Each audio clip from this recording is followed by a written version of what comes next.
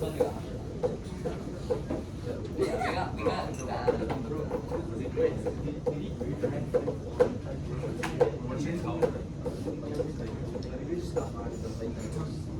right, gang, so if I can have your attention, we're going to now take ourselves into the last chapter in third quarter.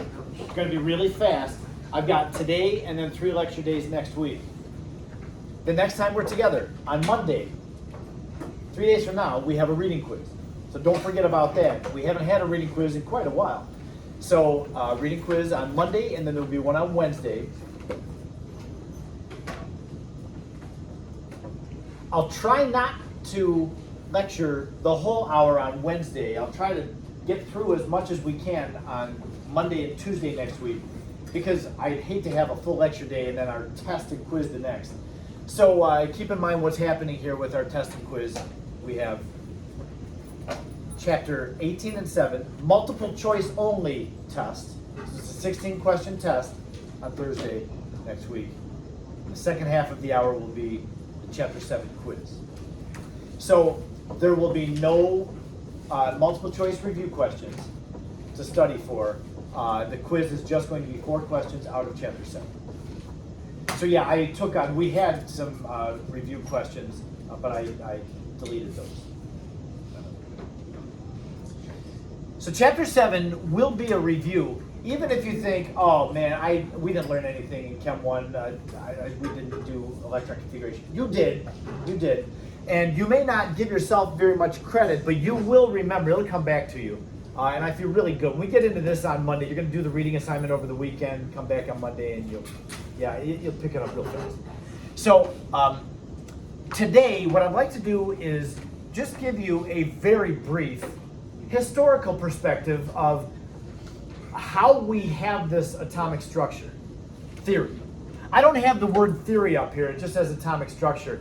But I do want you to keep in mind that everything that we talk about in this chapter and within this topic, it is subject to revision. Nothing that we do can be considered absolute truth in this, like as far as atomic structure goes. It could change. A discovery could be made today, and then tomorrow they realize, wow, we haven't been correct about how electrons are arranged around an atom. So it needs to be revised to X. So keep in mind that your kids, when you have kids in high school and college, they may learn something different about atoms if we learn something new. This theory, though, that we're going to learn, the theory that was developed by Erwin Schrödinger, is about 100 years old and still going strong. I mean, nobody seems to be challenging what Schrödinger claimed all that time ago. So that's kind of interesting. But here's what I'd like to do. I would like to start today and Monday talking about how electrons are arranged. And then Tuesday and into Wednesday, we'll talk about periodic properties. And whoops, that's it. That's our chapter. So I have a few historical discoveries that were made to go over with you. But you know, I tried to condense this so much, I feel like now I don't have this really as complete as it should be. So very quickly, the first slide that I have up here that has any historical discovery is that of Max Planck. Planck was German. You would not say his name in German as Planck, but I'm just going to call him that because I'm American and I don't know any better. The year 1900, this is so convenient that we start right at the year 1900. Before I say anything though about Max Planck, I will go back just 2 years before this to 1898. Late in the 1800s, there was a guy across the channel in England, J.J. Thomson. He was a physicist working with cathode ray tubes, these little physics toys pretty much at the time. And they were trying to discover things about electricity and learn about electricity and what it was and what you could do with it. And so they had these little bulb things, these capsules made of glass, and they were vacuum capsules. They tried to take all the air out of them, but they had electrodes on both sides of them, and there was a plate on the inside, and they would run electricity through. And through this plate that had nothing in it, they would see a glow, kind of a light that would go across this capsule. We have one in the department. Mr. Hevel's using it today. I'll bring it and have it on Monday to show you. So this is not Planck, but J.J. Thomson from England. He messed with these things enough to realize that it's not light waves that are going across the cathode ray tube. He realized that they were negatively charged particles. And he was the first person, he actually published a paper that claimed that atoms are our matter that we use. The atomic theory had been begun by John Dalton about 100 years before that. In the early 1800s, there was John Dalton saying, hey, atoms exist, matter is made of atoms. So the atomic theory wasn't a big surprise 100 years later. But now Dalton was saying, yeah, atoms aren't just these rigid things that aren't made of smaller objects. There are smaller objects, and they're charged, that make up atoms. So he discovered the electron. He concluded that the electricity was the flow of these particles that he named electrons, because he found them through electricity. Well, then 2 years later, we get to Max Planck. So Thomson discovers something about the atom, atomic structure. Max Planck does something interesting with light waves. Planck was a physicist also. I think Planck won a Nobel Prize, or two. He was pretty sharp. And he was the first physicist to suggest that maybe light energy couldn't have any possible value. There could be some values that light energy could not have. And so the idea of quantized energy, now the word quantized just means there's only certain values allowed. That was first proposed. He published a paper on this, and it was, the science world was able to see it. It got scrutinized at the time. This is in 1900. Max Planck also came up with this relationship. I want to mention this too. This and quantized energy are not quite the same thing, but both of these were very significant for our understanding of atoms. Now you might say, how come we're talking about light waves here when this is a lesson about atomic structure theory? Well, it turns out that the behavior of light is a very important part of behavior and the structure of matter. We're going to see that. We're going to put those two things together, atomic structure and light. How do they go together? Turns out that they depend on each other. Both depend on one another. So Planck also came up with this relationship. The energy of light is equal to h, which is a constant, times this thing. This looks like a v. It looks like hv. It's not a v though. This is a Greek letter, nu. E equals h times nu, a Greek letter. The nu is a symbol that we use for the frequency of light. Now on the whiteboard over here, I hope you can see this on the camera, you probably can't though. I have two waves drawn. One wave, it goes a little bit more than one full wave. Like from here to about this point is one full wave, so we have roughly 1 1/4 waves. Imagine these two waves are drawn in a snapshot of 1 second. This is a snapshot of 1 second. So we've got just over one wave for the first one. And then this one goes up, one wave, two waves, about 3 waves. So the top one has a frequency of about 1 wave per second. The bottom one has a frequency of about 3 waves per second. Frequency measures how frequently the wave is going up and down. How many times per second you're getting a wave that's made. The bottom one has a higher frequency. Therefore, according to Planck's constant here, Planck's equation, the higher frequency should have the higher energy as well. Higher frequency of light has higher energy. The constant here, h, is known as Planck's constant. It's really small number, 10 to the negative 34th joules per hertz. So we're talking about very small amounts of energy. And that's what light is. Every light wave is known as a photon, a little packet of energy. So this is describing for every light wave how much energy they have. It's based on its frequency. Okay, so there's Max Planck, comes up with this thing, and it's not really obvious why we care about it. But then and I don't have a slide on this one, so I'm going to go on the slides. It goes from 1900 to 1913. But there's something really important that happened in 1911 that I need to mention.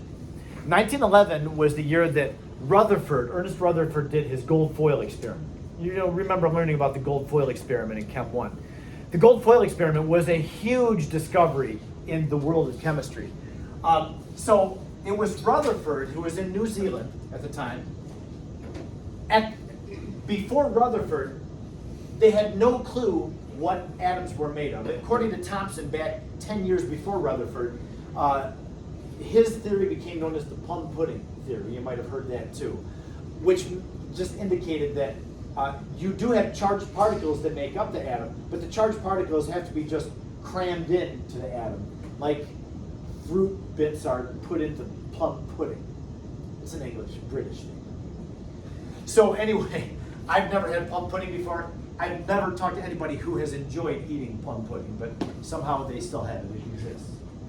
I had to look up what it looked like online. It's not very even appetizing to look at. So Rutherford comes into this experiment with the idea of, okay, is that really the way that atoms are arranged? Having this mass with positives and negatives just stuck on it. So he takes a piece of gold. This is Ernest Rutherford. Takes a piece of gold, smashes it down to make a foil out of it. Gold he used because gold is very malleable, much more so than aluminum or tin or other silver, other metals. Gold has a super soft texture and can be smashed down really, really thin. So he tried to make it so thin that it was like one atom thick of gold foil. That's really hard to do. It was probably impossible, but he tried to smash it down as thin as he could get it. Well, he took that piece of gold foil, held it up vertically, and shot alpha particles at the foil. And he had a detector on the other side of the foil. He found that most alpha particles, so if over here on the right is our source of alpha particles, on the left is the detector. He was firing alpha particles, and most of them were going right through the gold foil and hitting the detector as if the foil wasn't even there. So these particles are being shot at a solid piece of gold, but the particles are going right through the gold and being detected on the other side. What does Rutherford conclude? Rutherford concludes that the atom must be mostly empty space. Yeah? Wait, I forgot, what's an alpha particle? Yeah, I was going to tell you that too. An alpha particle is a result of nuclear decay. It's a helium nucleus, really is what it is. It's a little package of 2 protons and 2 neutrons with no electrons around it. So an alpha particle is a positively charged particle. And that's important to know because so they're concluding that the atom is mostly empty space, but still thinking about how can it be mostly empty space? How can there be anything there? So this happened on like a fluke. The legend is that Rutherford was having just like a hallway conversation with 2 of his students. They were pretty big shots too. One of them's name was Hans Geiger, who later they named the Geiger counter after that measures like radioactivity. But anyway, Rutherford says to these guys, hey, I know you have the plate over on the other side of the gold, but let's put a detector plate all the way around the gold and see if we can pick up any other alpha particle location. So what they did was they put the detector all the way around the gold, and they were still firing the alpha particles. Again, most of them went right through. But they did find a couple that had bounced off of the foil and detected like where the alpha particles came from. So their conclusion was that just a few of the alpha particles did that and deflected backwards. So they concluded that there must be some very dense part of the atom. They called it the nucleus of the atom, like the middle of it. And they concluded that it was very dense and positively charged. They figured it was positively charged because the alpha particle is positively charged. So it would have repelled that nucleus as it popped off of it. So the Rutherford experiment, just in 1911, keep that in mind, the year. I'm not going to quiz you on the years. That will never be on any of these years, won't be on any quiz or test. And the AP exam won't ask about that either. But it's important to have this sense of how fast things are moving and what they knew at the time. So Rutherford's conclusion was positive charge in the middle with the electrons somewhere around the outside with a whole lot of empty space in between the electrons and the nucleus. So with that in mind, that picture of the atom, Rutherford is very famous by this time. He's like a hero of science. That, hey, he's really made this giant discovery. 2 years later, this guy shows up. He had been around, and he was very well known too. Very well known physicist. He was from Denmark. And even to this day, in Copenhagen, Denmark, is the Bohr Institute of Physics. Prestigious kind of thing, like Oxford or Cambridge are in England. The Bohr Institute in Copenhagen is a big deal. And this guy had a rich daddy, so he was loaded, you know, he gave a lot of money to start the Bohr Institute. He was a big deal. Niels Bohr started studying. Now keep in mind, what have we discovered so far? We've got electrons, they're negative. We've got Max Planck saying that something about energy and light possibly not having certain energies. And then we have a big discovery about the structure of the atom. Bohr is going to come along and put all of that together. He is studying hydrogen in 1913. And what about hydrogen? He wasn't looking at the chemical properties of hydrogen, not trying to react hydrogen with stuff. He was taking hydrogen and exposing it to electricity. Now, just in the last couple of days, we've been talking a lot about taking a compound and running electricity into it and breaking a compound into its two elements. But what will happen if you just take an element like hydrogen and run electricity through that? It can't break down into smaller things. It's just the element. It's not going to decompose. It is its most simple form. Here's what Bohr did. He took a tube like this. This is called a discharge tube. It's labeled. It says that there's hydrogen inside of it. So they've got a very low pressure of hydrogen sitting in this thing. It's a sealed tube. And this black box, which I did a real good job of knocking over and making a big loud noise during passing time if you were here. If we put this discharge tube into the black box, this black box is a transformer, and it's amazing because it takes voltage from the wall. You can see it's plugged in. The wall has 110 volts of supply, and this black box is going to take that 110 and transform it up to 5,000 volts. It says that right on this little silver tag, 5,000 volts. Don't stick your hands on these two leads there. So when you run enough of a current through an element, it can't break it down because it's already in its most broken down simple state. But what happens is it causes the element to start to give off light. You know how when you heat up, if you're roasting marshmallows, for instance, you have this iron roasting tool. You put it into the fire and it gets red hot, starts to like glow. That's kind of what's happening with this. You're running enough energy into it, and it starts to light up. All right, now here we're getting to the good part. Not only did Bohr notice that, now take a look at hydrogen, it's like this pink purple color.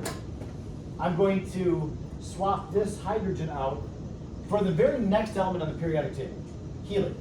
Helium and hydrogen are in the same row of the periodic table. They're very similar to each other. Remember what hydrogen looked like when we zapped that with current? What about helium? Totally different. You get this, what color is that? Peach color? So every element, in fact, I'll put a different one in here, nitrogen. Hydrogen was pink purple. Helium was kind of that peach color. Nitrogen, looks similar to hydrogen. It's not quite the same. So every element will give off its own color of light. Now Bohr was really fascinated with hydrogen. Hydrogen was the simplest, it only had one electron.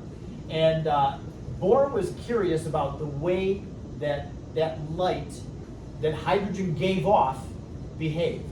Remember how I was talking about Max Planck and the light, why would we care about light? Well, Bohr made a huge discovery. And I'm going to have you make the discovery that Bohr made. Bohr took that light from the hydrogen, I put the hydrogen tube back in here.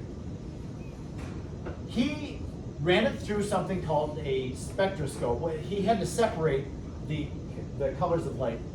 that pink purple light actually will break up into multiple colors if you run it through a prism. You've seen light going through a prism? The refraction happens and it separates the light based on their energy. I have something like a prism here with the glasses. You probably remember wearing these glasses in Chem 1. I'm going to pass these around. We have enough time. I want you to see what Bohr saw. Now, Bohr, even back more than 100 years ago, he would not have had something like this to work with. He wouldn't have gotten very far with these. I mean, it's cool what we're going to be doing. But he had equipment called a spectroscope. We actually threw some spectroscopes away a few years ago just because we never used them. But the spectroscope, when you look at the separated light with the spectroscope, it will tell you what the frequency and wavelength of the different colors of light are. And that was what Bohr was using. So he could actually measure the frequency of the bands of light. So I want you to see this with these glasses on. These glasses are getting kind of old and shabby, so I apologize for that. Some of them are kind of new like that when you'll take care of them. Try not to put your hands on the lens of these things. You can look up at the light, and you can see that it will break up the light into its colors, into its component colors.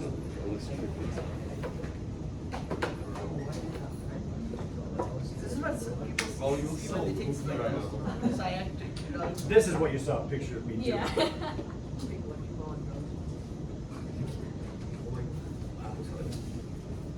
There's the same thing in Yeah, we did this in Chem 1. Yeah. Oh, sorry. Wait, why was I skipped? I got everybody.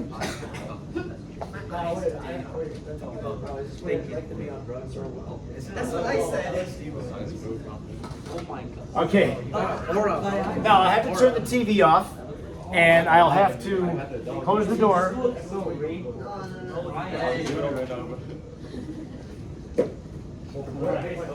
Oh.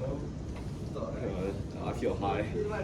I've got the window covered up, and I'll turn the lights off.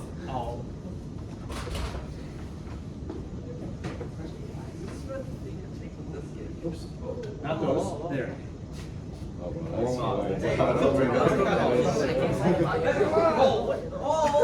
Bro, turn your iPad off. Yeah, and it is pretty cool when we. Anybody have a phone that they can just pull out very quickly? Put this thing on. Oh yeah. Look at this. Oh. This is what the diffraction grating in those glasses will do to white light. The light from the flashlight is white light. You can tell because all the colors of the spectrum are running together. It seems that they're all just kind of one runs into the next, into the next. Let's see if I can help out our group that's looking at this. If I can just put this diffraction grating. I'm sorry. Yeah. So if you're at home, this is what everybody is seeing. Isn't that nice? I'm like trying to touch it. There we go. So anyway, yeah, that's what we're seeing. I feel like. Now, we have a sense of what these glasses will do. Take a look at the hydrogen. The spectrum given off by the hydrogen light is not a continuous spectrum, is it? It has, it's got several secondary bands of light, but there's one, I'm looking off to the right from where the hydrogen is. Off to the right we see a real bright colored red band of light. Do you see it? And then to the left of the red band we see like a teal colored band, and then they're hard to see the real distinct colors, but there's a blue one and a violet one. It's hard to make out the blue and the violet with these things. If you had a spectroscope, it would separate very nicely. These glasses, they're fun and they're kind of silly, but they're El Cheapo, really, is what they are. So it doesn't separate the bands of light as well as other products would, but we do get the idea. So Niels Bohr was looking at that, and he was using hydrogen, and he saw those bands of light, and he compared the hydrogen. Oh man, it's been out for a long time, so now I'll burn my hand if I take this off. Okay. Now, just so that we can compare, there are some people that specialize in spectroscopy. That's what this science is called, spectroscopy. So this is helium, and you'll notice that the spectrum given off by helium is totally different than the spectrum given off by hydrogen. You can see this has two red bands, one very distinct orange-yellow kind of band. There's a green and a blue-violet band. So yeah, you see very obviously there are distinct bands of light given off by the helium. So scientists can look at the stars with these spectroscopes on, and they can tell from the spectra given off what elements are in the stars, and that will tell them how old the star is. Because when a star first forms, it's almost all hydrogen. But then as the nuclear fusion happens more and more and more, you get more and more heavier elements. So yeah, some stars that are all hydrogen, or almost all hydrogen, are younger. Some stars that have less iron and bigger elements are older. They've been around longer because they have more heavy elements in them. Okay, while we're doing this, I just have to show you a few others. Here's the nitrogen. Nitrogen has 7 electrons. So we saw hydrogen and helium. Here's nitrogen. And nitrogen with the 7 electrons, we have, wow, 6 or 7 red lines only, and then there's like 3 maybe orange lines, and then a couple of yellows, and several greens, and then purples. You're gonna see there's a lot of bars in there, or bands of light for the nitrogen. Now I'm gonna go from nitrogen atomic number 7 all the way up to mercury atomic number 80. And you might think, wow, if you have 80 electrons, there must be a lot of bands of light from that. Let's take a look. Now that I've said that, you know that's not true.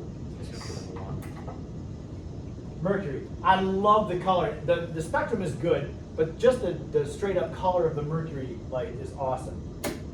Look at that blue color, isn't that nice? Man, I love that. So yeah, with the mercury, with all those electrons in mercury, we're only getting, like, I see a violet band, I see the green, I see that yellowish color, and maybe a secondary red color. That's it. We get a few bands of light. All right, so and just one more that I want to show you, and this last one is the most well-known of these kinds of things. This is neon. You've heard of neon lights before. If you have neon in one of these, it has a distinct characteristic color. Everybody knows neon from this. Yellow. No.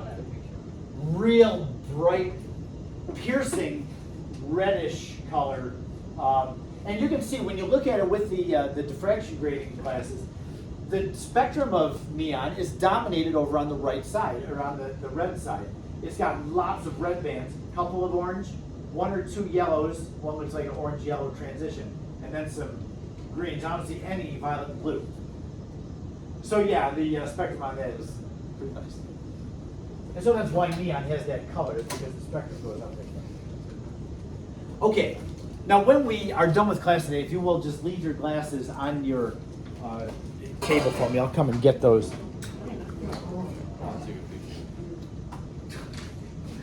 Now this is what Niels Bohr was doing. He was looking specifically at hydrogen. And you know, I think I'll just pick this up when we get back here on Monday. We'll do our reading quiz. To be honest with you, it's been a long time. I can't remember what the reading quiz was going to tell you what it was about, and I don't remember anymore.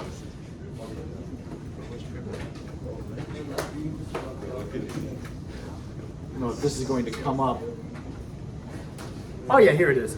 Just very quickly as you pack up, this, I turned the wrong lights on.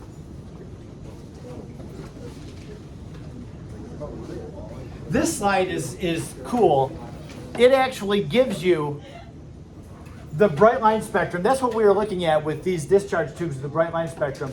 The hydrogen, we saw that one first. We had a real bright red line and this bright teal line. It's hard to see because there's so many other lines in between the hydrogens. But then there was also a blue line and then a violet line. Very hard to see that violet. You'd need a spectroscope to see that. So Bohr was observing these, and he made some conclusions about these that made a whole lot of sense. So then we'll talk about what Bohr concluded starting on Monday. And I'll quit there.